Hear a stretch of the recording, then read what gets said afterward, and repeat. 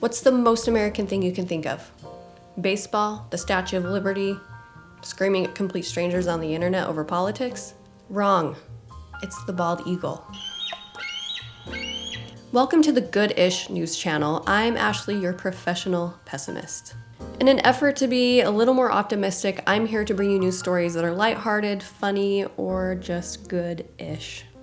While the news lately may seem like it's always bad or depressing or terrible or a dumpster fire, I'm here to bring you optimism or your daily dose of toxic positivity, however you want to look at it.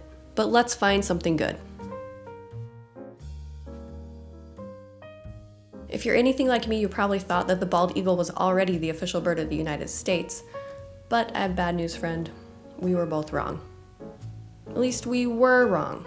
We're not wrong anymore, so don't feel bad about it. On Christmas Eve, President Biden signed legislation making the bald eagle the official bird of the United States. The bald eagle has adorned everything from our currency to the Great Seal of the United States, but it was never actually the official bird. They were brought to the brink of extinction in the 20th century thanks to our friend DDT. While farmers loved DDT, it wreaked havoc on our wildlife.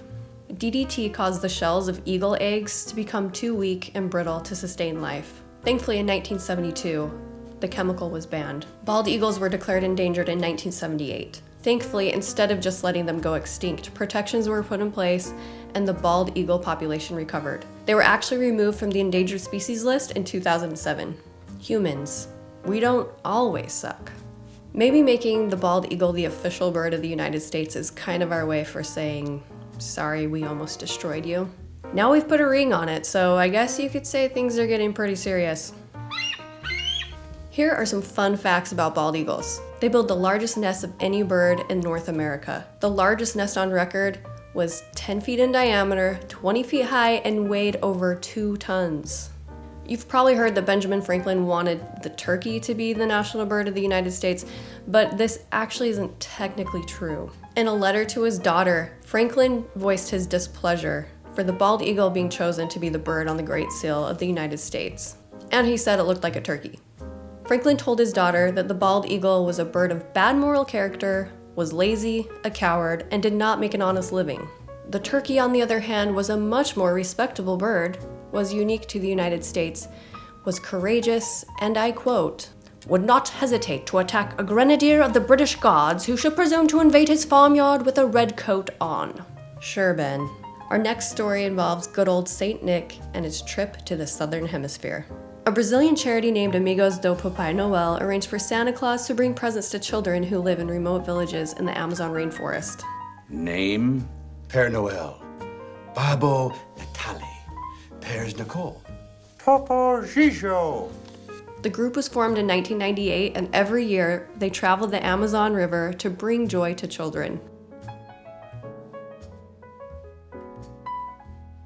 Jorge Alberto Moreira, pretty sure I just butchered that, I don't speak Portuguese. He plays Santa, and he had to be carried from the boat to the village because there was no pier.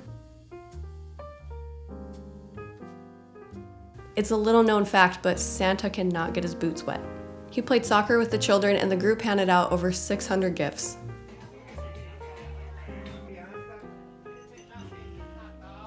Jorge, you're a good dude. Fun fact, the exact length of the Amazon River is not actually known. It's generally accepted that it's about 4,000 miles long, but scientists don't know technically where it starts. Because it's so remote and runs through such dense rainforest, it's hard to determine the source. It's also estimated that about 30 million people live in the Amazon rainforest. Our next story turns out to be a little bit of a crapshoot, but it's still pretty funny in the end, so I'm gonna let this one slide. A woman in Connecticut had giant dreams of winning a year's supply of toilet paper, and wouldn't you know that's exactly what happened. But thanks to big toilet paper, aka Charmin, those dreams were flushed down the toilet. Is the story going to be filled full of poop puns? You can bet your bottom it will be. The woman filled out a quiz online for Charmin, and soon after she received an email telling her that she had won a major award. Don't bother me now, sweet. Can't see I'm busy. Yeah, but what is that? It's a major award. A major award? However, soon after she received a follow-up email with the subject line, "Oopsie, we made a poopsie." Charmin rescinded their prize and stated that the congratulations email was sent in error. However, as a consolation prize, they did offer her a $2 off coupon and stated, "Thank you for rolling with us." Come on, Charmin, you could have done better than that.